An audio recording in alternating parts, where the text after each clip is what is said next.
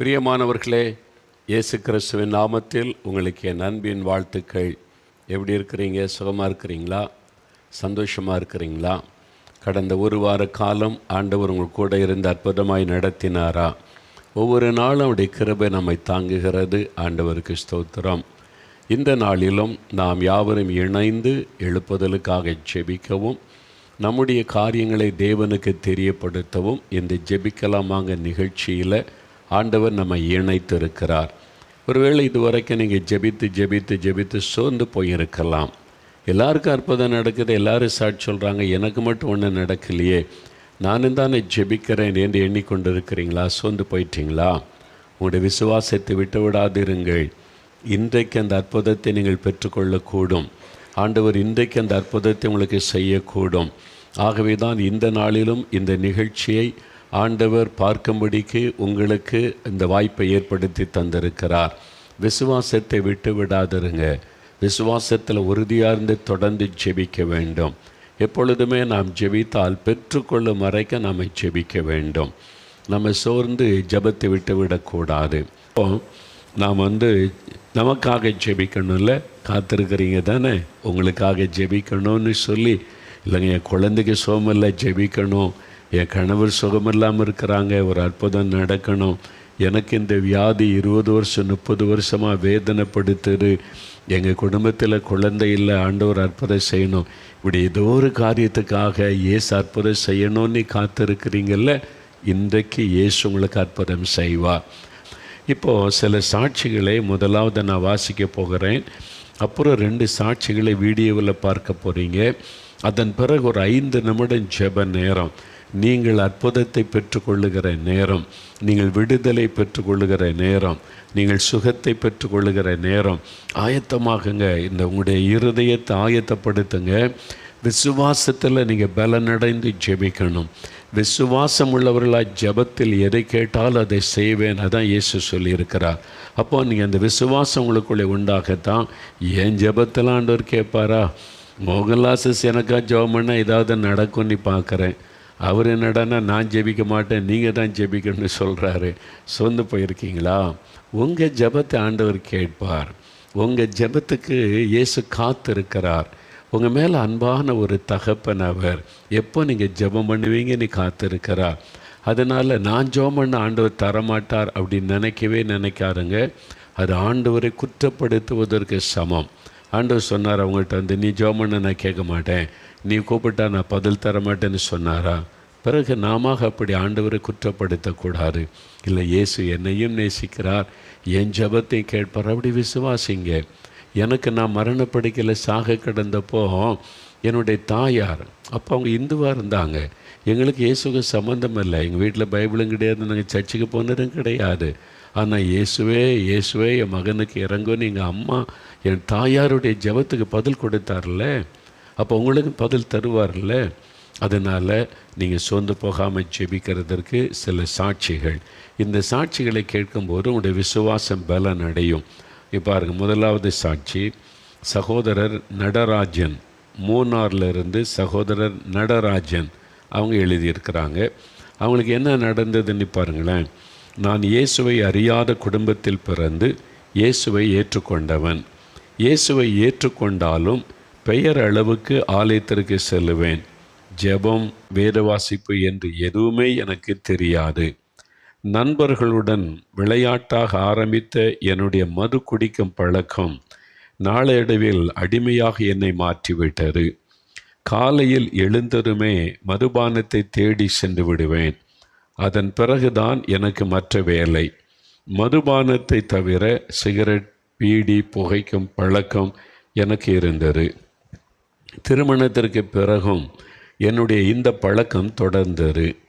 என் குடி பழக்கத்தினால் வீட்டில் சந்தோஷமும் சமாதானமும் இல்லை. சில அவங்க கல்யாணம் பண்ணி வச்சுட்டா சரியாயிருவா. எப்படி சரியாகும்? நிறைய பேர் சொல்லி நிறைய பெண்களுடைய வாழ்க்கை தான் பாதிக்கப்பட்டு போயிருக்குது, ஏமாற்றி கல்யாணம் பண்ணி. அதனால் கல்யாணம் பண்ணிட்டு சரியாக தான் சொல்ல, திருமணமான பிறகும் இந்த பாவம் என் வாழ்க்கையில் தொடர்ந்தது அப்படி சொல்லியிருக்கிறாங்க பாருங்கள். என் குடி பழக்கத்தினால் வீட்டில் சந்தோஷமும் சமாதானமும் இல்லை. அப்போ ஒரு மதுபானம் சந்தோஷ சமாதானத்தை தராது, ஒரு குடும்பத்தை பாதிக்கிறாரு.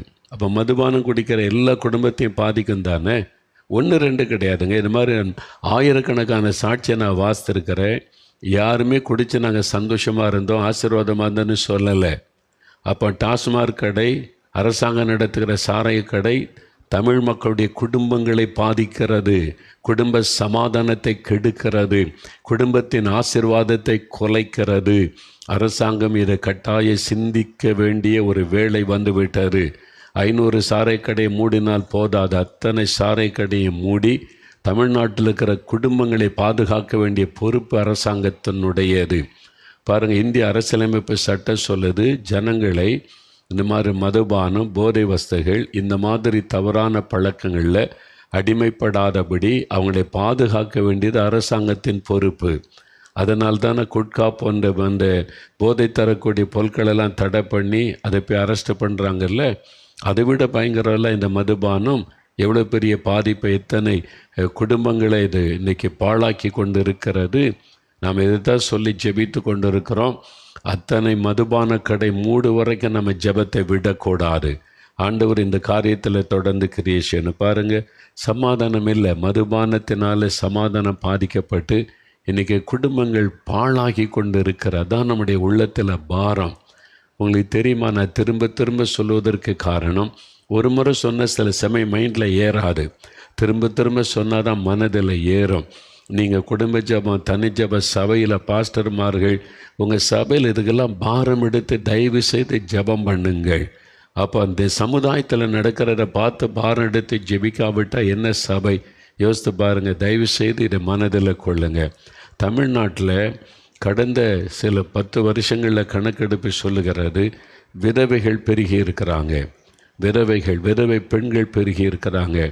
எப்படி அந்த பெருக்க வந்தது? மதுபானத்தின் நிமித்தமாய் என்று ஆய்வாளர்கள் சொல்கிறாங்க. குடிச்சு நிறைய ஆண்கள் மரிச்சிட்டாங்க. பாவத்தில் மரித்து நரகத்துக்கு போய்த்தது நம்ம உள்ளத்தை வேதனைப்படுத்துகிற காரியம். அடுத்தது குடும்பங்கள் இன்றைக்கி தெருவில் இருக்கிறது. அதனால் நிறைய பெண்களுடைய வாழ்க்கை பாதிப்பு. அப்போ கணவர் இறந்துட்டார், வருமானத்துக்கு வழியில், பிள்ளைகளை வளர்க்கணும், நிறைய பெண்களுடைய வாழ்க்கை தடம் புரளுகிறது, அடுத்த பாவம் பெருகுகிறது. இதெல்லாம் சமுதாயத்தை பாழாக்கி கொண்டிருக்கிற காரியங்கள். இதெல்லாம் நம்ம அறிந்து, ஏன்னா அதுக்கு பின்னால் இருப்பது பிசாசு. மதுபானத்தை குடிக்க வைப்பது ஒரு அந்த மதுபானத்தை குடிக்க வைக்கிற ஒரு ஆவி, குடிவெறியின் ஆவி. அதுக்கு அரசாங்கம் துணை போகக்கூடாது. எத்தனை கோடி லாபம் வந்தானே, அதை விட எத்தனை விதமான லாபங்கள், வருமானங்கள் வரக்கூடிய வசதிகள் தமிழ்நாட்டில் இருக்கிறது. டாஸ்மாக் கடை மூட எல்லாத்துக்கும் தமிழ்நாடு முதலிடமாக இருந்து வழி காட்டுகிறது. சாராய கடையை மூடுறதில் தமிழ்நாடு வழி காட்டணும். எல்லா மாநிலத்துக்கும் மற்ற எல்லா கடைக்கும் முதல்வர் எழுதணும், நீங்கள் சாராய கடை மூடிருங்க, மக்களை பாதுகாத்து கொள்ளுங்கன்னு சொல்லி. காசு வருதுன்றதுக்காக எல்லாத்தையும் நம்ம செய்வது அது சாபக்கேடான ஒரு காரியம். அதனால் என்னதான் மற்ற ஆசீர்வாதங்களை குறித்து நினைச்சாலும் இந்த சாபம் மக்களுடைய ஆசீர்வாதத்தை எல்லாம் கெடுத்து தடுத்து பாழாக்கி விடும். அதனால தான் நம்ம பாரம் கொண்டு ஜெபிக்கிறோம். எத்தனை குடும்பம் பாழாக்கி கொண்டு இருக்கிறது பாருங்கள். ஒரு சகோதரி விதவையானா அந்த வீட்டில் இருந்த குழந்தைகள் தகப்பன் இல்லாத பிள்ளைகள் ஆயிடுறாங்க. யோசித்து பாருங்கள். அப்படி தான் இன்றைக்கி நிறையா தமிழ்நாட்டில் நடந்து கொண்டிருக்கிற காரியங்கள். அதனால் இங்கே பாருங்கள், எழுதியிருக்க குடிப்பழக்கத்தினால் வீட்டில் சந்தோஷமும் சமாதானமும் இல்லை. பாருங்களேன், எவ்வளோ ஒரு வேதனை இல்லை. இப்போ அவங்க விரும்பியாக குடிக்கிறாங்க. கடை இருக்குது. இப்போ இந்த கொரோனா காலத்தில் மூடப்பட்ட போது எத்தனை பேர் குடித்தாங்க? நிறைய பேர் சொன்னாங்க, எனக்கு அந்த குடிக்கணும் என்ன தோன்றலை, கடையை பார்த்தா குடிக்கிறோம், கடையை பார்த்தா குடிக்கணும்னு தோணுது. அப்படி தான் நிறைய பேர். அப்போ அதை மூடுனா நிறைய பேர் அதிலிருந்து மாறுவதற்கு வழி இருக்குதில்ல. பாருங்கள், தெரிந்தவர்கள் சொல்லி 2022ஆம் ஆண்டு ஜனவரி மாதத்தில் நடக்கும் வாக்குத்தத்த கூட்டத்திற்கு என் மனைவியும் நானும் 4 மாவடிக்கு வந்தோம். ஒவ்வொரு ஜனவரி 1ஆம் தேதியும் ஒரு மதியானம் 1 மணிலேருந்து 5 மணி வரைக்கும் ஒரு வாக்குத்தத்த ஆசீர்வாத கூட்டம் 4 மாவடியில் நடைபெறும். ஆயிரக்கணக்கான மக்கள் புது வருஷ ஆசீர்வாதத்தை பெற்றுக்கொள்ள வருவாங்க. இவங்க அதை கேள்விப்பட்டு மூணார்லேருந்து அவங்களுடைய மனைவியும் அதுக்கு வந்திருக்கிறாங்க. அதுதான் எழுதியிருக்கிறாங்க. அந்த ஜெபத்துக்கு இங்கே வந்திருக்கிறாங்க. கடைசி ஜெப வேளையில் மதுபான பழக்கத்திற்கு அடிமையானவர்கள் விடுதலையாக நீங்கள் ஜெபித்தீர்கள். ஏசப்பா, எனக்கும் ஒரு விடுதலை தாரும் என்று சொல்லி நானும் கண்ணீரோடு ஜெபித்தேன். அந்த ஐயா எழுதியிருக்கிறான் பாருங்க. அந்த ஜெபத்தில் இயேசுவை எனக்கு விடுதலை தாங்க இந்த குடிப்பழக்கத்திலிருந்துன்னு அவங்க ஜெபித்திருக்கிறாங்க. ஜெபம் முடிந்ததும் ஒரு பாரம் என்னை விட்டு விலகியதை உணர்ந்தேன். ஒரு பேர்டன், ஒரு பாரம் அப்படியே தன் உள்ளத்தை விட்டு விலகினதை உணர்ந்தாங்களாம். அந்த குடிப்பழக்கத்தை கொண்டு வந்த அந்த ஆவி விலகினது. அதான் என்னுடைய காரியம். ஜெபம் முடிந்ததும் ஒரு பாரம் என்னை விட்டு விலகினதை உணர்ந்தேன். ஒரு பெரிய சமாதானத்தோடு வீடு வந்து சேர்ந்தேன். அதன் பிறகு எனக்கு மதுபானம் குடிப்பதற்கோ பீடி சிகரெட் புகைப்பதற்கோ பிடிக்கவில்லை. அதன் மீது ஒரு கசப்பு வெறுப்பாண்டவர் உண்டாக்கிவிட்டார். இதுதான் இயேசு.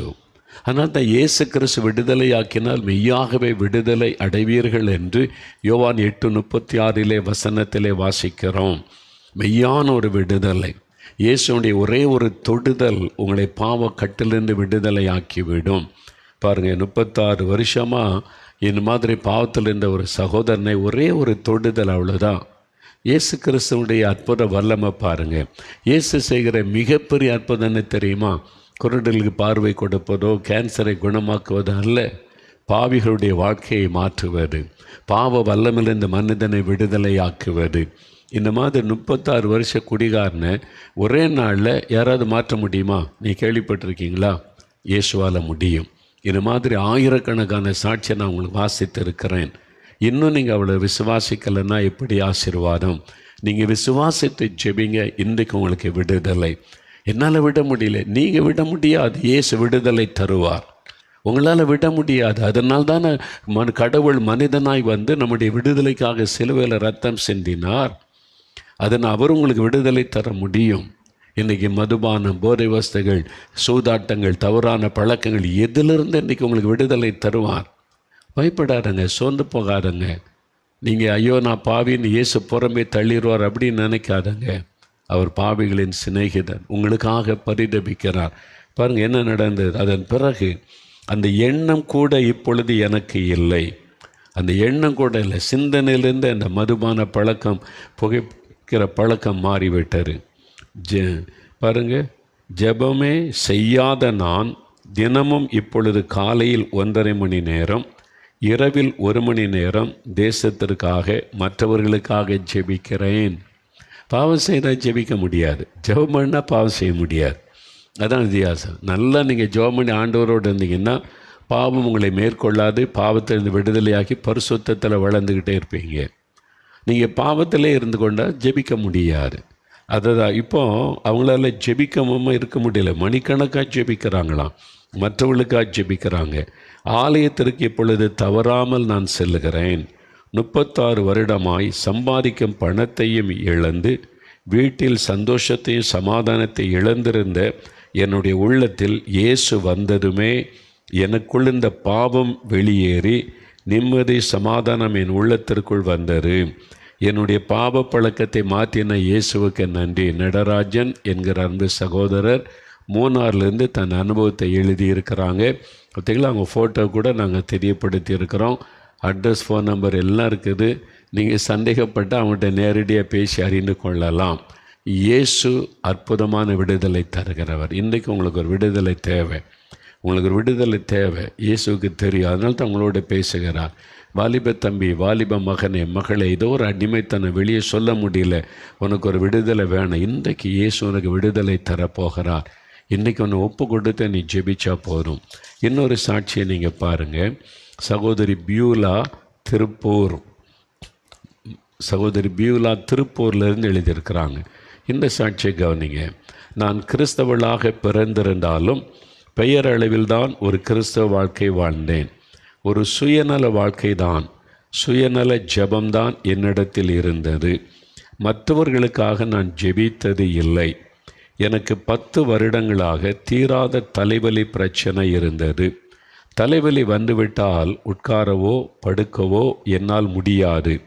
உச்சந்தலையில் பெரிய கல்லை வைத்து அடித்தால் எப்படி இருக்குமோ அப்படித்தான் கடுமையாக வலிக்கும். தலை வலிக்கும்போது கண்ணுக்கும் வலிக்கும், வாந்தி வருவது போல் இருக்கும்.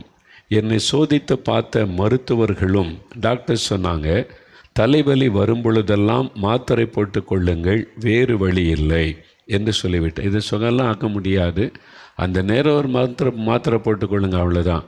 பாருங்கள், 10 வருஷமாக இந்த பிரச்சனை, வேதனை. தினமும் ஒரு மாத்திரை போட்டுக்கொள்ளுவேன். சில நேரங்களில் 4 மாத்திரை போட்டால்தான் வலி கொஞ்சம் குறையும்.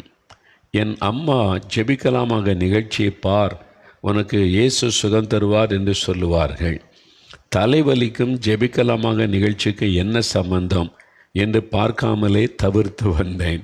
அதுதானே சிலருடைய தான் வீம்புக்கு, அதுக்கு என்ன சம்மந்தம், அவர் மோகன்லால் சொல்லுவார், அவர் மதத்தை பரப்புறதுக்கு எல்லாம் பேசிக்கிட்டு இருக்காரு, அப்படி தான் நினைப்பீங்க. நான் மதத்தை பற்றி என்றைக்காவது பேசியிருக்கேன்னா சொல்லுங்கள், மதம் மாறுங்கன்னு என்னைக்காவது சொல்லியிருக்கிறேன்னா நீங்களே சொல்லுங்கள். ஒரு தப்பான செய்தியை பிசாசு சில பொல்லாத மனிதர்கள் பரப்பி மோகன்லாசை மதம் மாற்றுறாரு. நான் யாரை மதம் மாற்றினேன்? நான் இத்தனை வருஷம் ஊழியத்தில் ஒருத்தரே மதம் மாறுங்கன்னு சொன்னதில்லை, செய்ததும். அப்படின்னா என் தம்பி 2 பேர் இன்னும் இந்துக்களாக தான் இருக்காங்க, அவங்க குடும்பம்லாம் இந்துக்கள் தான். அவங்கள தான் நான் முதல்ல மதம் மாற சொல்லியிருக்கணும். அவங்க நான் சொன்னால் கேட்பாங்க, என் மேலே அன்பு மரியாதை உள்ளவங்க தான். மதம் மாற்றுறது நோக்கம் அல்ல. மதம் மாற்றுறதுனால என்ன பிரயோஜனம்? மதத்தை பற்றி நான் என்னைக்காவது பேசுகிறேன்? நான் பேசுவது இல்லை.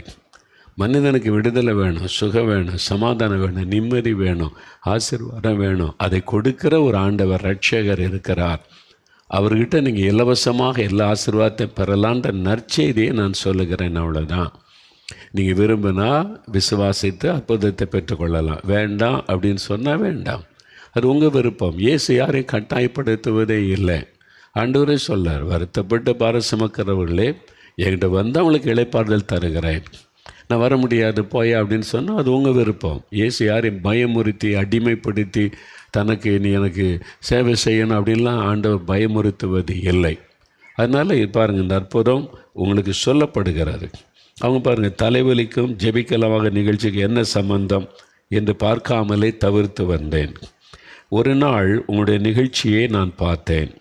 தேசத்திற்காக நாம் ஏன் ஜெபிக்க வேண்டும், ஜெபித்தால் என்ன ஆசீர்வாதங்கள் தேசத்திற்கும் நமக்கும் கிடைக்கும் என்பதை குறித்து நீங்கள் பேசிய ஒவ்வொரு வார்த்தையும் நேரடியாக என்னோடு பேசுவதை போன்று உணர்ந்தேன். அது ஆண்டவர் பேசுகிறாரு. நான் பேசி யாரையாவது மாற்ற முடியும்னு நினைக்கிறீங்க? எனக்கு அந்த நம்பிக்கை இல்லை. இயேசு என் மூலமாய் பேசினா அற்புதம் நடக்கும். அதுக்கு தான் நான் ஜெபிக்கிறேன். என்னை ஒப்பு கொடுத்து, ஆண்டவரே நீங்கள் வந்து இந்த மக்களோடு பேசுங்கன்னு தான் நான் வந்து நிற்கிறேன். அதனால் இயேசு பேசுகிறார். அதன் பிறகு தேசத்திற்காக அதிகாலையில் எழுந்து ஜெபிக்க ஆரம்பித்தேன்.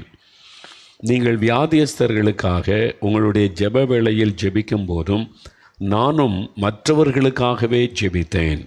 எனக்கு தலைவலி இருந்ததையே மறந்துவிட்டேன், மாத்திரையும் போடவில்லை.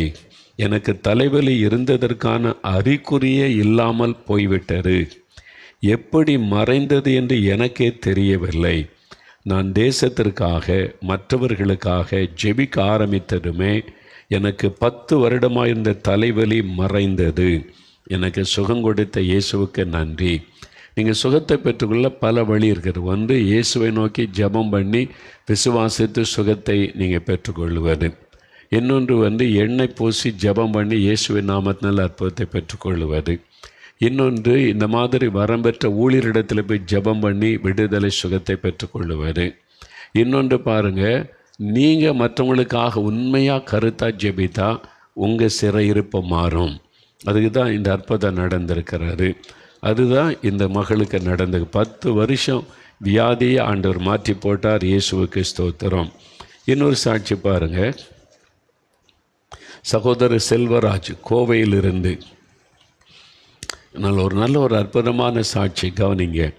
15 வருடங்களாக எனது வலது கால் மூட்டில் வலியுடன் கஷ்டப்பட்டு வந்தேன். இதற்காக தினமும் மாத்திரை எடுத்துக்கொண்டேன். வலியுடன் என்னால் சரியாக நடக்க முடியாமல் இருந்த நான் கீழே விழுந்ததில் கால் மூட்டு நொறுங்கிவிட்டது. மருத்துவர்கள் அறுவை சிகிச்சை மூலம்தான் சரி செய்ய முடியும், அதற்கு 4 லட்சம் ரூபாய் செலவாகும் என்று சொல்லியிருந்தார்கள். என் கஷ்டமான சூழ்நிலையினால் என்னால் அறுவை சிகிச்சை செய்து கொள்ள முடியவில்லை. காலில் கட்டு போட்டு கொண்டு வீட்டில் இருந்தேன். நடக்க முடியாததால் எல்லாமே படுக்கையில்தான் செய்து கொள்ள வேண்டியிருந்தது. எனக்கு தற்போது 72 வயது ஆவதால் நொறுங்கின எலும்பு கூடும்.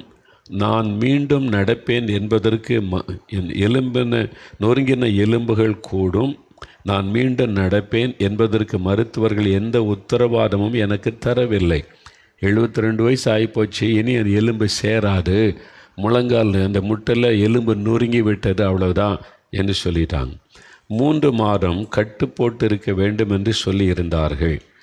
ஒரு நாள் இரவு ஜெபிக்கலாமாங்க நிகழ்ச்சியை பார்த்து கொண்டிருந்தேன்.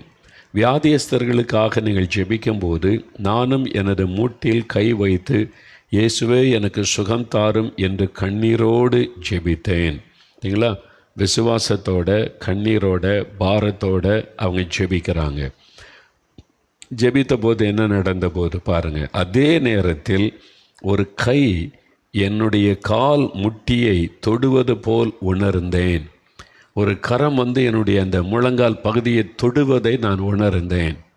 அதான் இயேசுடைய தொடுதல். ஆண்டவர் தன்னுடைய தழும்புள்ள கரத்தினால் அந்த பாதிக்கப்பட்ட நொறுங்கி போன எலும்புகள் உள்ள முழங்கால் பகுதியை தொட்டார். வலி குறைவது போல் இருந்தது. கொஞ்ச நேரத்தில் சுத்தமாக வலி இல்லை. மறுநாளில் மருத்துவமனை சென்று ஸ்கேன் செய்து பார்க்கும்போது மருத்துவர்கள் ஆச்சரியப்பட்டு போனார்கள். இணையவே வாய்ப்பில்லாத எலும்புகள் நன்றாக இணைந்து சேர்ந்திருக்கிறது என்றும் என்ன செய்தீர்கள் என்றும் என்னிடத்தில் கேட்டார்கள். 72 வயசு, முழங்கால் எலும்பு நொறுங்கி போச்சு, சேராதுன்னாங்க.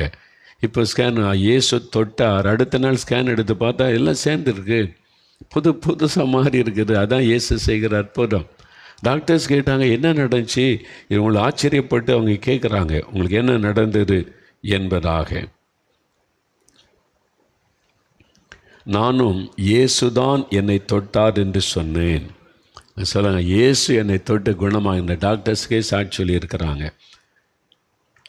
மருத்துவர்கள் இது இயற்கைக்கு அப்பாற்பட்ட அதிசயம் என்று கூறி ஆச்சரியப்பட்டனர். எனக்கு சுகம் கிடைத்து 1 வருடத்திற்கு மேலாகிறது. 1 வருஷத்துக்கு மேலாயிற்று. 15 வருடமாக எனக்கு இருந்த மூட்டு வலி கூட இப்பொழுது இல்லை.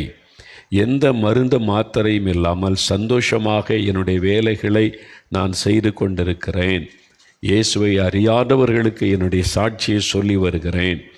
என்னை தொட்டு பலப்படுத்தினது இயேசுதான். அதற்காக இயேசுவுக்கு நன்றி. இன்றைக்கு உங்கள் வாழ்க்கையில் அவ்வளோதான், ஒன்றும் செய்ய முடியாது. எலும்பு பாதிச்சுட்டு, நரம்பு பாதிச்சுட்டு, இருதயம் பாதிச்சுட்டு, கிட்னி பாதிச்சுட்டு, லிவர் பாதிச்சுட்டு இனி ஒன்றும் செய்ய முடியாது, வாழ்நாள் முழுதும் அந்த மருந்து எடுத்துக்கொள்ளுங்க அப்படின்னு சொல்லப்பட்டிருக்குதா?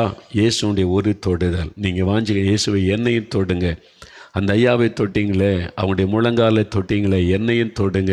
இன்றைக்கு என் குழந்தையை தொடுங்க, என் கணவரை தொடுங்க. நீங்கள் கேளுங்க, இயேசு தொடுவார். நீங்கள் உங்கள் கையை வைங்க, ஆண்டவரே நீங்கள் தொட்டு நீங்கள் சுகமாய் நான் விசுவாசிக்கிறேன், என்னை தொடுங்கன்னு கேளுங்க. பாருங்கள், அடுத்த சகோதரர் ஆல்வின், நாகர்கோவிலேருந்து சகோதரர் ஆல்வின். எனக்கு திருமணமாகி 11 வருடமாய் குழந்தை இல்லாமல் இருந்தேன். பார்க்காத வைத்தியம் இல்லை, ஆனாலும் குழந்தைக்கு வாய்ப்பு இல்லை. சொந்தக்காரர்களின் ஏளன பேச்சுக்கு ஆளானேன். ஒரு பிள்ளை இல்லாததினால் எவ்வளவு வேதனைப்பட்டேன் என்று எனக்கு மட்டும்தான் தெரியும். இந்த நேரத்தில் தான் 2019ஆம் ஆண்டு 4 மாவடியில் நடைபெற்ற திறப்பின் வாசல் ஜெபத்தில் கலந்து கொண்டேன். அந்த ஜெபம் முழுவதும் நான் தேசத்திற்காக ஜெபித்துவிட்டு கடைசியில் எனக்காக ஜெபித்துவிட்டு வீட்டிற்கு வந்துவிட்டேன். 2020ஆம் ஆண்டு பிப்ரவரி மாதம் வாக்குத்தத்த செய்தியை யூடியூபில் பார்த்தேன். அதில் அன்றைய மாதத்தின் வாக்குத்தத்தம், உங்கள் வெட்கத்திற்கு பதிலாக 2 தனையாக பலன் வரும். ஏசாயா 61:7. நான் இந்த வாக்குத்தத்தத்தை அப்படியே விசுவாசித்து என்னை ஒப்பு கொடுத்து தொடர்ந்து ஜெபித்து வந்தேன். இயேசு சொன்னபடியே அந்த வருடம் என் மனைவி கருத்தரித்து ஒரு அழகான ஆண் குழந்தையை பெற்றெடுத்தாள். மேலும் அதே வருடத்தில் நாங்கள் வீட்டையும் கட்டினோம். குழந்தை பாக்கியம் தாமதித்தாலும் இரட்டிப்பான நன்மையால் என்னை ஆசீர்வதித்த இயேசுவுக்கு நன்றி செலுத்துகிறேன். 11 வருஷம் வேதனை. ஆண்டவர் சொன்ன இரட்டிப்பான நன்மையை தருவேன். குழந்தையும் கொடுத்தார், வீட்டை கட்டி முடிக்க உதவி செய்தார். தேசத்துக்காக அவங்க ஜெபிக்க ஆண்டவர் அற்புதம் செய்தார். நீங்கள் கூட ஜெபத்தில், சுயநல ஜெபத்தில் இருக்காதுங்க. நம்ம தேசத்தில் எவ்வளோ பேர் மதுபானத்தில் அழியிறாங்க, பாவத்தில் அழியிறாங்க. எத்தனை வாலிபர்கள் போதை வசத்தில் அழியிறாங்க. அவங்களுக்கெல்லாம் பாரம் எடுத்து ஜெபிங்க. அவங்கெல்லாம் ரட்சிக்கப்படணும், மீட்கப்படணும், அந்த பாவ அடிமத்திலிருந்து விடுதலை ஆகணும், சாபத்திலிருந்து விடுதலை ஆகணும். என் ஜனம் அறியாமைக்குள்ளே இருக்கிறாங்க, அவங்க அறிந்து கொள்ளணும், மனக்கண் திறக்கப்படணும். நீங்கள் கருத்தாக ஜெபிக்க உங்கள் மேல் ஆண்டவருக்கு அதிகமான அன்பு உண்டாகும், பாசம் உண்டாகும். என்றால் மற்றவர்களுக்காக ஜெபிப்பது தேவனுக்கு பிரியமான ஒரு ஜெபம். அந்த ஜெபத்தின் மேல் ஆண்டவர் பிரியம் வைக்கிறார். ஜெபிக்கிற உங்கள் மேலே பிரியம் வைப்பார். சரி, இப்போது இன்னொரு சகோதரி சாரதா பேபி தக்கலையிலேருந்து எழுதியிருக்கிறாங்க. கன்னியாகுமரி மாவட்டம். நான் கடந்த 12 வருடமாக தூக்கமே இல்லாமல் கஷ்டப்பட்டேன். இரவு நேரத்தில் கூட என்னால் தூங்கவே முடியாது.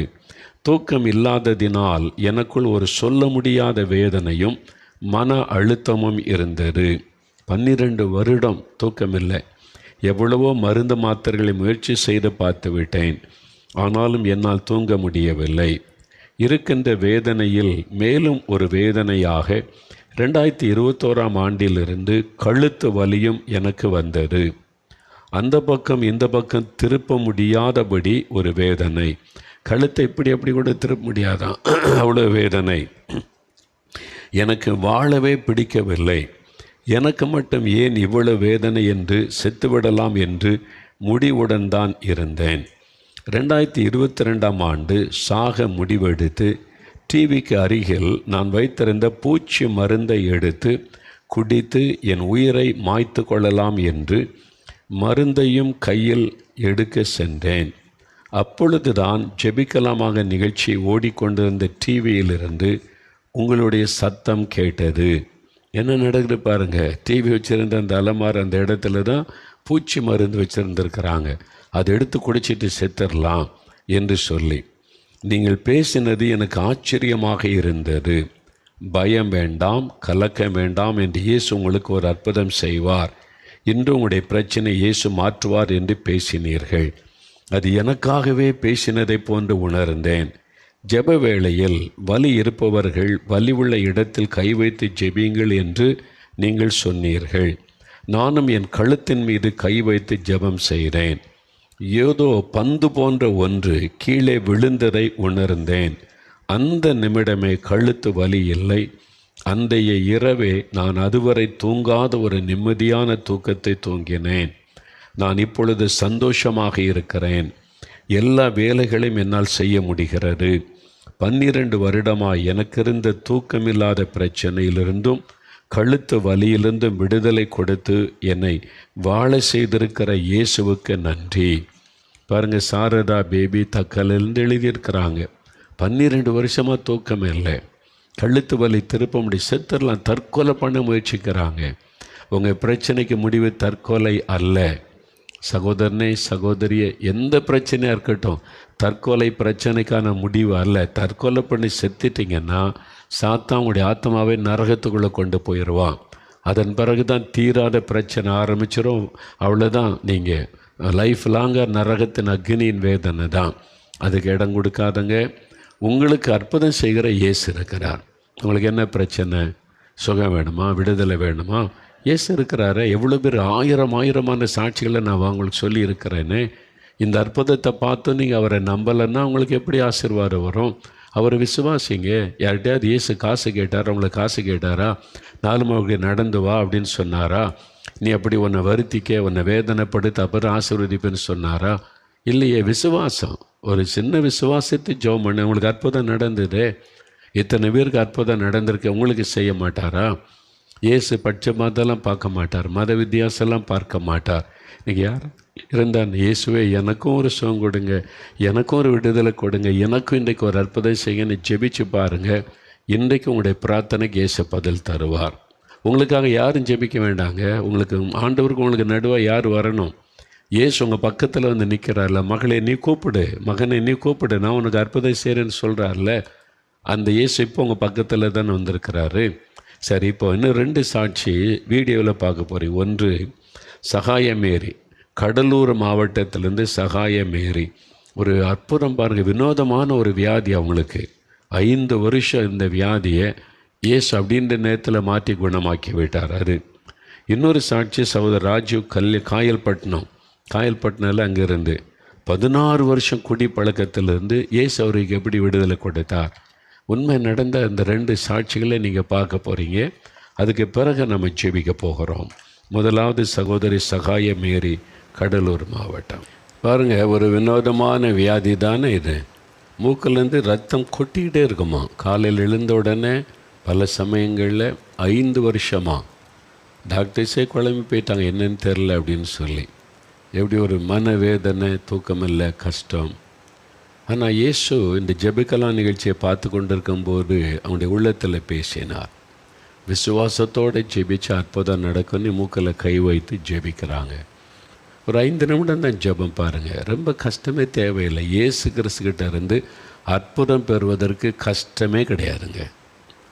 நீ நடந்து வா, இதை செய், அதை செய், நீ இதில் தொங்கு, அதில் தொங்கு, இந்த பாரத்தை ஒன்றும் கிடையாது. இருக்கிற இடத்துல இருந்து கொண்டு விசுவாசத்தோடு இயேசுவே எனக்கு சுகந்தாங்க, இவ்வளோதான். சிம்பிள். இயேசுவிடத்தில் அற்புதம் பெறுவது கஷ்டமே. ஏன்னா அவர் அன்பான ஆண்டவர், நம்முடைய தகப்பன். பிள்ளைகளைப் போல நம்மளை நேசிக்கிறார். என் பிள்ளைங்க கஷ்டப்படுறாங்களேன்னு சொல்லி ஆண்டவர் உடனே விடுதலை தரும். உன்னுடைய ஜபந்தான், உன்னுடைய ஜபத்தினால் ஆண்டவர் அற்புதம் செய்வார். உடனே பாருங்கள், 5 வருஷமாக இருந்த பிரச்சனைக்கு உடனே சுகம், பரிபூர்ண சுகம். எவ்வளோ சந்தோஷம் இல்லை, உங்களுக்கு செய்வார். கண்ணில் பிரச்சனையா, மூக்கில் பிரச்சனையா, காதில் பிரச்சனையா, ஹார்ட்லையா, லங்ஸில், லிவரில், கிட்னியில், செயலற்று போன கிட்னி ஆண்டு செயல்பட வச்சுட்டார். டயாலிசிஸ் பண்ணி கொண்டே இருந்தாங்க பல மாதங்கள். அவங்க ஜெபிச்சாங்க, ஆண்டு கிட்னியை செயல்பட வச்சுட்டா. டாக்டர் ஆச்சரியப்பட்டு பண்ண, டயாலிசிஸ் அவங்களுக்கு தேவையில்லை, கிட்னி இயங்குத, செத்து போன கிட்னியை இயங்க வைக்கிற ஒரு ஆண்டவர். இன்றைக்கி நீங்கள் விசுவாசிங்க, உங்களுக்கு அற்புதம் நடப்பதை நீங்கள் பார்ப்பீங்க. உங்கள் குழந்தையாக இருக்கலாம், கணவராக இருக்கலாம், மாமியாரோ அல்லது குடும்பத்தில் பெரியவங்கள வியாதிப்பட்டிருக்கலாம். நீங்கள் கை வைத்து ஜெபிக்கணும், அவ்வளோதான். இன்னொரு சாட்சியை பார்த்துட்டு நம்ம ஜெபிக்க போகிறோம். சகோதரர் ராஜீவ், காயல்பட்டினம், தூத்துக்குடி, எங்கள் ஊர் பக்கம் தான் இருக்குது. 4 மாடிக்கு ரொம்ப பக்கத்தில் தான் இருக்குது காயல்பட்டினம். அங்கேருந்து ஒரு சகோதரர் அவருடைய வாழ்க்கையில் என்ன நடந்ததுன்னு அவரே சொல்கிறார். கவனமாக பாருங்கள். அற்புதம் தானே, நீங்களே யோசித்து பாருங்கள். 16 வருஷம் குடிப்பழக்கம், 2000 ரூபா ஒரு நாள் சம்பாதிச்ச. கடல் தொழில் ரொம்ப கஷ்டமானது. உயிரை பணைய வச்சு தூக்கம் இல்லாமல் கஷ்டப்பட்டு கடலில் போய் அவங்க மீன் பிடித்து கொண்டு வந்த 2000 ரூபா கொண்டு வந்தால் 200, 500 தான் வீட்டுக்கு. மற்ற எல்லாம் மதுபானம் குடித்து அடிமைத்தனம். பார்த்தீங்களா, நிம்மதி இல்லை வீட்டுக்குள்ளே. மனைவி பிள்ளைகள் சந்தோஷம் இல்லை. மனைவிக்கு எப்படி சந்தோஷமாக வாழன்னு தோணும், தற்கொலை பண்ண தான் தோண்டி இருக்கிறாரு. இதுதான் நிறைய குடும்பங்களில் பாதிப்பு. இன்றைக்கி உங்கள் குடும்பத்தில் பாதிப்பு இருக்குதா?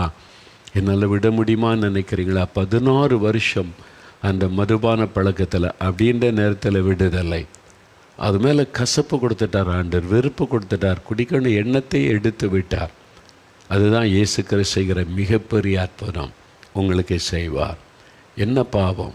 மதுபானம், போதை வஸ்துகள், ரகசிய பாவங்கள், ஏதோ சூதாட்ட அடிமைத்தனம், என்ன அடிமைத்தனமாக இருக்கட்டும், எனக்கு ஒரு விடுதலை வேணும்னு விரும்பி நீங்கள் கேட்டால் இன்றைக்கு உங்களுக்கு விடுதலை. உங்கள் கணவர், உங்களுடைய பிள்ளைகள் அடிமைப்பட்டிருந்தால் நீங்கள் உத்தரவாதம் எடுத்து ஜெபிங்க. என் கணவருக்கு விடுதலை கொடுங்க, என் பிள்ளைகளுக்கு விடுதலை கொடுங்க, இயேசுவேன்னு கூப்பிடுங்க, இயேசுன்ற பெயரை சொல்லி கூப்பிடுங்க.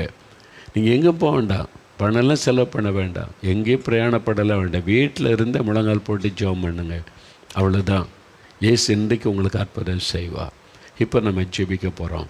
இவங்களுக்கெல்லாம் செய்தார், எனக்கு செய்வாரா? கட்டாயம். இயேசு பட்சபாதம் உள்ள தேவன் அல்ல. உங்கள் பக்கத்தில் அவர் இருக்கிறார். இப்பொழுது நீங்கள் ஜெபிச்சா கவனமாக கேட்பார். முடிந்தால் முழங்கால் படியிடுங்க.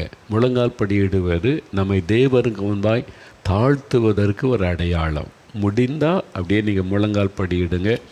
நானும் முழங்கால் படியிடுறேன் உங்களுக்காக ஜெபிக்க. அப்படியே முழங்கால் படியிடுங்க. முடிந்தால் அப்படியே முழங்கால் படியிட்டு நீங்கள் அப்படியே முழங்கால் படியிட முடியாதவங்க பரவாயில்ல, பழக்கம் இல்லை எனக்கு இப்படிலாம் முழங்கால் நின்று பழக்கெல்லாம் உட்கார்ந்து கொள்ளுங்க, தப்பு இல்லை.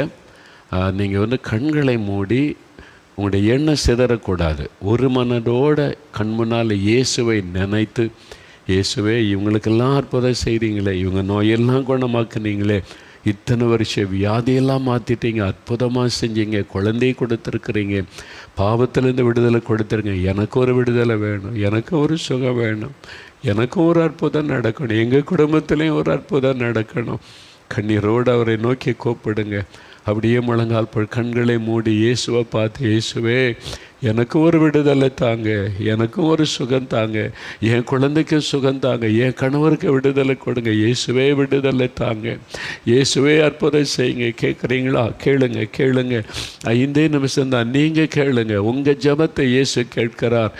மகளே, உன் ஜபத்தை நான் கேட்கிறேன், கூப்பிடு என்று சொல்லுகிறார். கூப்பிடுங்க. இயேசுவே எனக்கு ஒரு அற்புதம் செய்யுங்க, என் கணவருக்கு விடுதலை கொடுங்க, இயேசுவே இந்த மதுபானம் என்னை அடிமைப்படுத்தி விட்டது, எனக்கு விடுதலை கொடுங்க, போதை வஸ்துகள் அடிமைப்படுத்தி விட்டது, விட முடியல, எனக்கு விடுதலை கொடுங்க, சூதாடுகிற பழக்கம் ஐயோ என்னை அடிமைப்படுத்தி விட்டது, வெளியேனால சொல்ல முடியல, அந்த பாவெல்லாம் என்னை அடிமைப்படுத்தி சமாதானத்தை கெடுத்து வேதனைப்படுத்துரு, இயேசுவே எனக்கு விடுதலை கொடுங்க. சொல்லுங்க. இயேசுவே எனக்கு விடுதலை தாங்க, இயேசுவே என் கணவருக்கு விடுதலை தாங்க, இயேசுவே என் பிள்ளைகளுக்கு விடுதலை தாங்க. சொல்லுங்க. ஆண்டவருடைய வல்லமை உங்களை தொடுகிறது. இப்போ வியாதி உள்ளவர்கள் வியாதி உள்ள இடத்துல கை வைத்து கொள்ளுங்க. எந்த இடத்துல சுகம் வேணும் உங்களுக்கு, அந்த எலும்புகள் சுகமாகணுமா, அந்த இடத்துல வலி உள்ள இடத்துல கை வைங்க. கண்களில் சுகம் வேணுமா, கண்களில் கை வைத்து கொள்ளுங்க. மூக்கில் எனக்கு பிரச்சனை, மூக்கில் வியாதி, மூக்கில் பாதிப்பு, கட்டிலாம் இருக்குன்னு சொல்கிறாங்களே, நீங்கள் கை வைங்க. 5 வருஷம் இருந்த வியாதியை ஆண்டவர் தொட்டு குணமாக்கிட்டார்ல, உங்களுக்கு செய்வார். காதில் விரல் வைத்து கொள்ளுங்க. இருதயத்தில், லங்ஸில், கிட்னியில் எங்கே பாதிப்போ அந்த இடத்துல கை வைங்க. இயேசு புதிதாக்குகிற தேவன், பாதிக்கப்பட்ட உறுப்புகளை புதிதாய் மாற்றி விடுவார். அப்படியே ஜெபம் பண்ணுங்க. சின்ன பிள்ளைகள் உங்கள் பெற்றோருக்காக ஜெபிக்கணும், நீங்கள் கை வைத்து ஜெபிங்க. உங்கள் அம்மாவுக்காக, அப்பாவுக்காக, குட்டி பிள்ளைகள் கை வைத்து, ஏசப்பா சுகம் கொடுங்க, எங்கள் அம்மாவுக்கு சுகம் கொடுத்துருங்க, அப்பாவுக்கு சுகம் கொடுங்கன்னு ஜெபிங்க. வியாதி படுக்கையில் இருக்கிறவங்களுக்காக நீங்கள் பக்கத்தில் முழங்கால் படியிட்டு அவங்க மேலே கை வைங்க. அவங்க மேலே கை வைத்து ஜெபம் பண்ணுங்க. ஆஸ்பத்திரியில் இருக்கிறவங்க உங்களுடைய வியாதி உள்ள இடத்துல கை வைங்க, அல்லது நெஞ்சு பகுதியில் கை வைத்து கொள்ளுங்க. பக்கத்தில் யாராவது நீங்கள் கூட இருந்தாங்க மேலே கை வைத்து ஜெபிங்க. இயேசுவே சுகம் கொடுங்க, இயேசுவின் நாமத்தில் சுகம் உண்டாகட்டும், இயேசு கிறிஸ்துவின் நாமத்தில் விடுதலை உண்டாகட்டும் நீங்கள் சொல்லுங்க. இப்போ நீங்கள் ஜெபிக்க பிசாசினால் உண்டான நோய்கள் இன்றைக்கு மாறுகிறது. அசுத்தாவினால் உண்டான நோய்கள், டாக்டர்ஸ் என்ன வியாதியும் இல்லைன்னு சொல்கிறாங்க, என்னன்னு கண்டுபிடிக்க முடியலன்றாங்க. ஆனால் சரீரத்தில் பாதிப்பு, அது பிசாசினால் உண்டான வியாதி, அசுத்தாவினால் உண்டான வியாதி. இப்போ அது மறைகிறது இயேசுவின் நாமத்தில். இப்போ உங்களுடைய சரீரத்தை விட்டு விலகுகிறது. ஆஸ்துமா வியாதி, இழுப்பு வியாதி, ஃபிட்ஸு, குழந்தைகளுக்கு வரக்கூடிய ஃபிட்ஸ் வியாதியை கொண்டு வருகிற பொருளாத சாத்தானை விலகி போ, இயேசுவின் நாமத்திலிருந்து உன்னை கடிந்து கொள்ளுகிறேன். அந்த குழந்தை விட்டு உன் கையினை எடு, பொருளாத சத்துருவே என்று கடிந்து கொள்ளுகிறேன். ஃபிட்ஸ் வியாதிகள் மறையட்டும், அந்த இழுப்பு நோய்கள் மாறட்டும். வலிப்பு வியாதியை கொண்டு வருகிற பொருளாத ஆவியே, இயேசுவின் நாமத்தில் உன்னை கடிந்து அப்புறப்படுத்துகிறேன். தண்ணீரிலும் நெருப்பிலும் தள்ளி கொலை பண்ண நினைக்கிற பொருளாத ஆவியே, வலிப்பு நோயை கொண்டு வருகிற ஆவியை விலகு இயேசுவின் நாமத்தில். அந்த தம்பியை விட்டு விலகு, அந்த குட்டி பிள்ளை விட்டு விலகு என்று உன்னை கடிந்து கொள்ளுகிறேன். சுகம் உண்டாகட்டும், விடுதலை உண்டாகட்டும் இயேசுவின் நாமத்தில். கேன்சர் வியாதி மறையட்டும், கேன்சர் கட்டி மறையட்டும். ஐயோ, மரண படுக்கையில் இருக்கிற அந்த மகளை தொடுங்க, அந்த மகனை தொடுங்க, கேன்சர் கட்டி மறையட்டும். 4th ஸ்டேஜ், ஃபைனல் ஸ்டேஜ் எதுவானாலுமால் மாற்ற முடியும். Lord, I believe and expect a miracle. உம்முடைய வல்லமை நான் விசுவாசிக்கிறேன். மரித்து போன சரீரத்திற்குள்ளே ஜீவனை கொடுத்து உயிர் பெற செய்த ஆண்டவர், அது 4th ஸ்டேஜாக இருந்தானே, 5th ஸ்டேஜாக இருந்தானே, பொருளாத கேன்சர் வியாதிகள் விலகட்டும் இயேசுவின் நாமத்தில் என்று கடிந்து கொள்கிறேன். இந்த மரண வியாதியை கொண்டு வருகிற பொல்லாத மரண ஆவியை, அந்த பிசாசை நான் கடிந்து கொள்கிறேன் இயேசுவின் நாமத்தில். அந்த மகனை விட்டு விலகு பொல்லாத சத்துருவே, அந்த மகளை விட்டு விலகு இயேசுவின் நாமத்தில். மரண கட்டுகள் மாறட்டும், மரண கட்டுகள் மாறட்டும், மரண படுக்கைகள் இயேசுவின் நாமத்தில் மாறட்டும். இனி ஒன்று செய்ய முடியாது என்று சொல்லப்பட்டவர்கள் இயேசுவின் நாமத்தில் இன்றைக்கு சுகம் அடையட்டும், விடுதலை அடையட்டும், ஆண்டவருடைய வல்லமை தொடட்டும். இன்றைக்கு மரண கட்டுகள் மாறுகிறது என்று இயேசு சொல்லுகிறார்.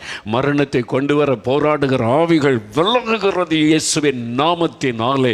உன்னுடைய சரீரத்தை விட்டு அந்த ஆவிகள் விலகுகிறது.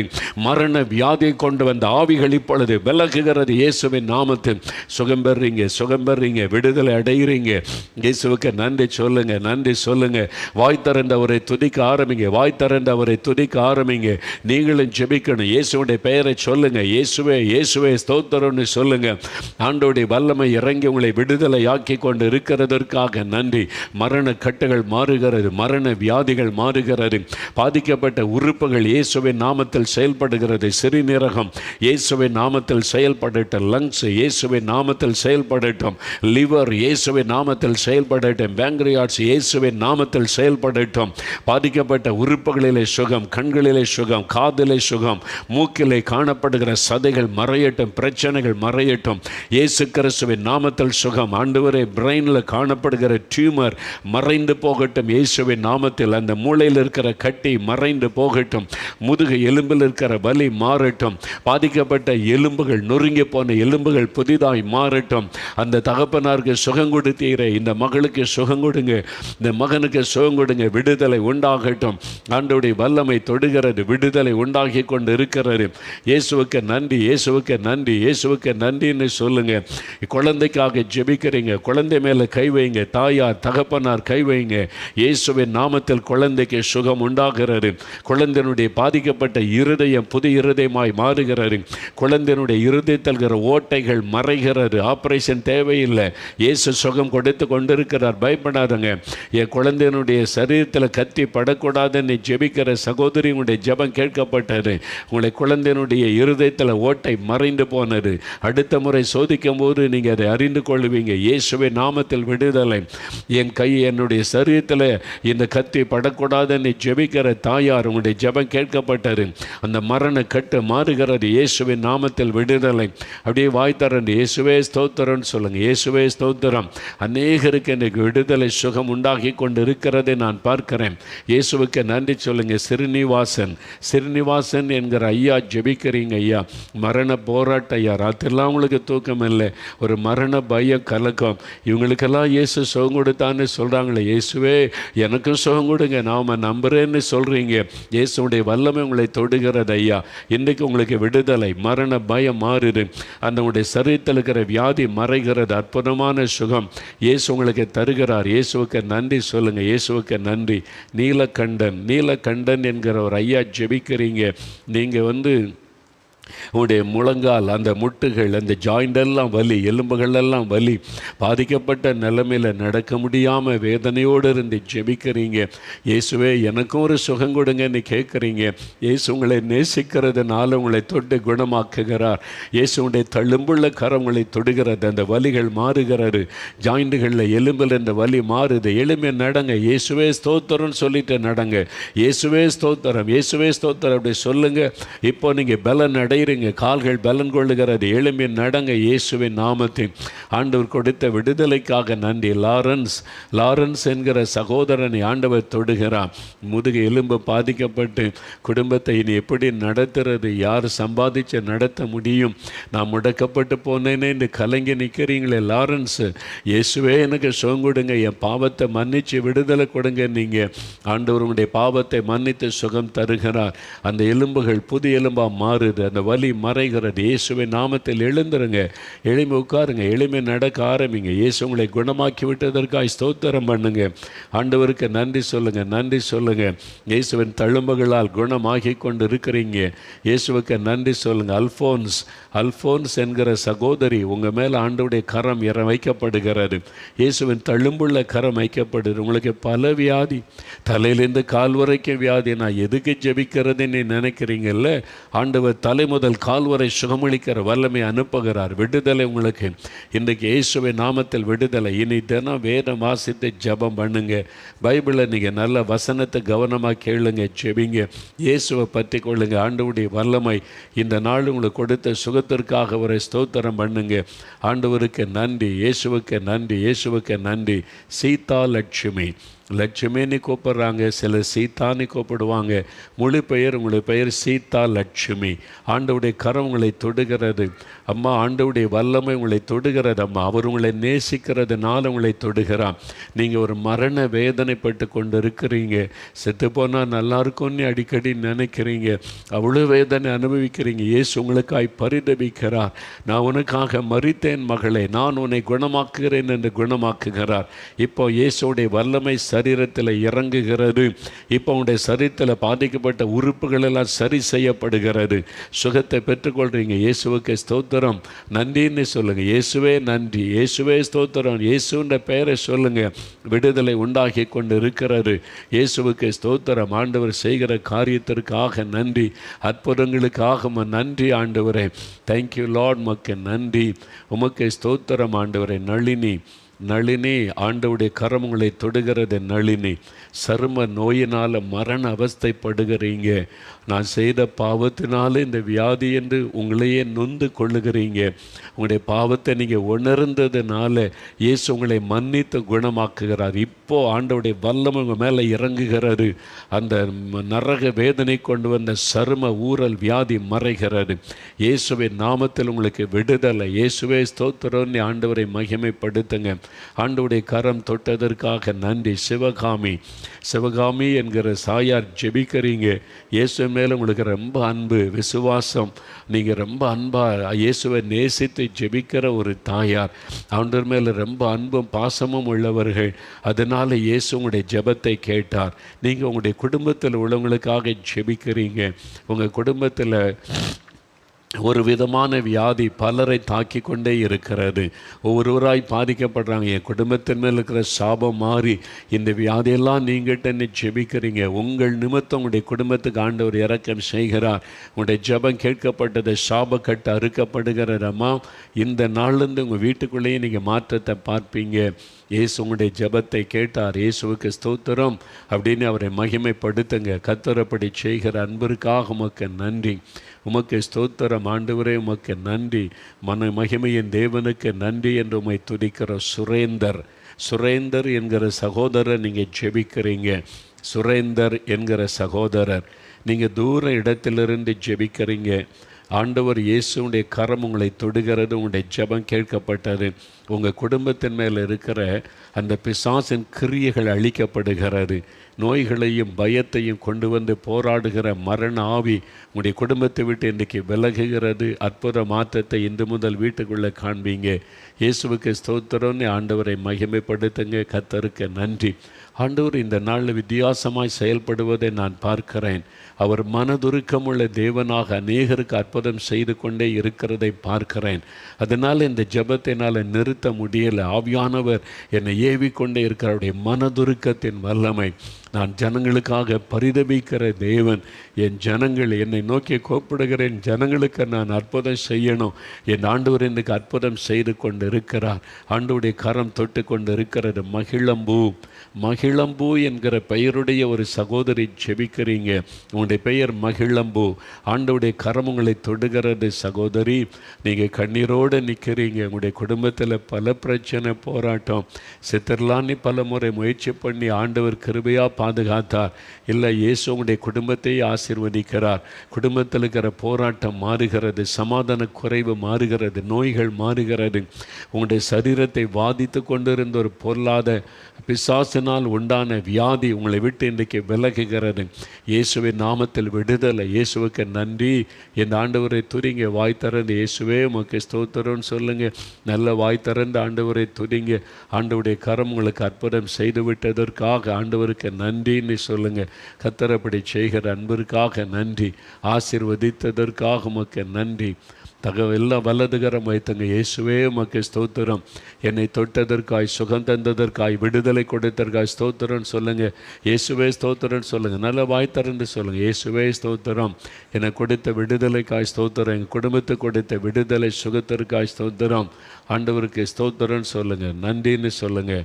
தேங்க்யூ லார்ட், உமக்கு நன்றி, உமக்கு நன்றி, உமக்கு நன்றி. ஆண்டவர் கொடுத்த விடுதலைக்காக நன்றி. ஜான் பிரிட்டோ உங்களுடைய ஜெபம் கேட்கப்பட்டது. ஜான் பிரிட்டோ ஆண்டவருக்கு முன்னால் உங்களை தாழ்த்தி ஒப்பு கொடுத்ததுனால ஆண்டவர் இரக்கம் செய்து உங்களுடைய குடும்பத்தில் இருக்கிற போராட்டங்களை மாற்றுகிறார். உங்களுடைய வாழ்க்கையில் ஒரு விடுதலை இன்றைக்கு வருகிறது. இயேசு உங்களுக்கு விடுதலை கொடுக்கிறார். அந்த பயத்திலிருந்து, மன அழுத்தத்திலிருந்து விடுதலை கொடுக்கிறார். உங்களுடைய சரீரத்தில் பூரண விடுதலை. இயேசுவின் நாமத்தில் உங்களுக்கு விடுதலை. இயேசுவுக்கு நன்றி என்ற ஆண்டவரை துதிங்க. நன்றி அப்பா, உமக்கு கோடி கோடி நன்றி, உமக்கு ஸ்தோத்திரம். தகப்பனே, நீர் எவ்வளவாக ஜனங்களை நேசிக்கிறீர். இந்த மக்கள் மேலே எவ்வளவு அன்பு வைத்திருக்கிறீர். ஒவ்வொரு குடும்பத்தில் அற்புதம் நடக்கட்டும். குழந்தை இல்லாத பிள்ளைகளுக்கு குழந்தை செல்வத்தை கொடுங்க ஆண்டவர். அவருடைய கர்ப்பங்கள் ஆசீர்வதிங்க ஆண்டவர். ஒரு குழந்தை அணைத்து கொள்ள செய்யுங்க. அந்த நிந்தை மாற்றுங்க. அவருடைய கண்ணீரை தொடங்க. வியாதிப்பட்ட குழந்தைய மடியில் வைத்து கொண்டு அழுது கொண்டிருக்கிறாங்களே, ஆண்டவருடைய கரம் அந்த குழந்தையை தொடட்டும். அந்த குழந்தையை தொடட்டும். அந்த குழந்தையினுடைய மரண கட்டுகள் மாறட்டும். சுகம் கொடுங்க. அந்த குழந்தைக்கு சுகம் கொடுங்க. அந்த குழந்தைக்கு ஒரு அற்புதம் செய்யுங்க. இயேசுவின் நாமத்தில் அந்த குழந்தை அற்புத சுகம் அடையட்டும். மரண படுக்கையில் வீட்டில் தங்களுடைய சொந்தங்களை வைத்து கொண்டு ஜெபிக்கிற பிள்ளைகளுக்கு இறக்கம் செய்யுங்க. அப்படியே கண்ணீரை தொடங்க. பண கஷ்டங்களை மாற்றுங்க. கடன் பிரச்சனையை மாற்றுங்க. படிக்கிற பிள்ளைகளுக்கு வெற்றிகளை கொடுத்து ஆசீர்வதிங்க. படிக்கிறதுக்கு, மேல் படிப்புக்கு வழிகளை திறந்து கொடுங்க. பண கஷ்டங்களை மாற்றுங்கப்பா. என்ன காரியத்துக்கு ஜெபிக்கிறாங்களோ அதில் அற்புதம் செய்யுங்க. இயேசு எனக்கு அற்புதம் செய்தார் என்று துதிக்கட்டு. வீடு பாதியில் நிற்கிது, கட்டி முடிக்க முடியல, கண்ணீரோடு ஜெபிக்கிறாங்கப்பா. நீங்கள் அற்புதம் செய்யுங்க. அவங்களுக்கு அற்புதம் செய்யுங்க. அந்த வீட்டை கட்டி முடிச்சு கொடுங்க ஆண்டவரே. தடைகள் மாறட்டப்பா. வேலைக்கு வழி திறந்து வாலிபர்களை ஆசீர்வதிங்க. தீமைக்கு விலைக்கு காத்து கொள்ளுங்க. நாங்கள் ஜெபிக்கிறோம். எங்கள் தேசத்தில் டாஸ்மாக் கடெல்லாம் மூடப்பட்டு போகட்டும். எத்தனை குடும்ப பாழாகுது ஆண்டவரே இந்த மதுபானத்தினால. எத்தனை பெண்கள் அடிபடுறாங்க, கண்ணீர் வடிக்கிறாங்க. இதெல்லாம் ஒரு மாற்றம் வரணும். மதுபான கடை மூடப்படட்டும். டாஸ்மாக் கடை முற்றிலும் மூடப்படட்டும். இயேசுவின் நாமத்தில் எங்களுடைய தமிழ்நாட்டின் சாபக்கேடு மாறட்டும். எங்களுடைய முதலமைச்சரோடு நீங்கள் பேசுங்க ஆண்டவரே. தடைப்படுத்துகிறவங்க யாராக இருந்தாலும் அவங்கள அப்புறப்படுத்துங்க. சுயநலமாய் பணம் சம்பாதிக்க இதுக்கு தடையாய் நிற்கிறவங்க யாராக இருந்தாலும் அவங்கள அப்புறப்படுத்துங்க. எங்கள் ஜனத்தை நினைங்க ஆண்டவரே. கோடிக்கணக்கான என் ஜனத்தை நினைங்க. குடும்பெல்லாம் பாதிக்கப்படுது. குடும்பெல்லாம் பாழாக்கப்படுது. பிள்ளைகளுடைய வாழ்க்கையெல்லாம் பாழாக்கப்படுது. முடிவை உண்டாக்குங்க ஆண்டவரே. இந்த மதுபான கடைக்கு முடிவை உண்டாக்குங்க. இதை மூடி போடுங்க ஆண்டவரே. ஒரு மாற்றத்தை உண்டாக்குங்க ஆண்டவரே. 8 கோடி என் தமிழ் மக்களுக்காக ஜெபிக்கிறேன். இந்திய மக்களுக்காக ஜெபிக்கிறேன் ஆண்டவரே. எல்லா ஜனங்களுக்காக ஜெபிக்கிறேன். எந்தெந்த தேசத்தில் இருந்து இந்த ஜெபத்தில் இணைந்து ஜெபிக்கிறாங்களோ அத்தனை தேசத்துக்காக திறப்பில் நின்று மன்றாடுகிறோம் ஆண்டவரே. இறக்க செய்யுங்க. ஜனங்களுக்கு உதவி செய்யுங்க. உங்களுடைய அன்பை வெளிப்படுத்துங்க. வல்லமையை வெளிப்படுத்துங்க. அற்புதங்கள் நடக்கட்டும். எல்லா குடும்பத்திலும் அன்றைக்கு அற்புதங்களை செய்த மகிழ பண்ணும். கத்தரப்படி செய்ததற்காக ஸ்தோத்திரம், ஸ்தோத்திரம், ஸ்தோத்திரம். தகப்பனே உமக்கு நன்றி. நீங்கள் தான் இந்த ஜெபத்தை செய்ய ஏவுனீங்க. நீங்கள் தான் இந்த ஜெபத்தை செய்ய பயன்படுத்தினீங்க. நீங்கள் தான் ஜெபிக்க வைத்தீங்க. நீங்கள் தான் ஜெபத்துக்கு பதிலும் கொடுத்தீங்க.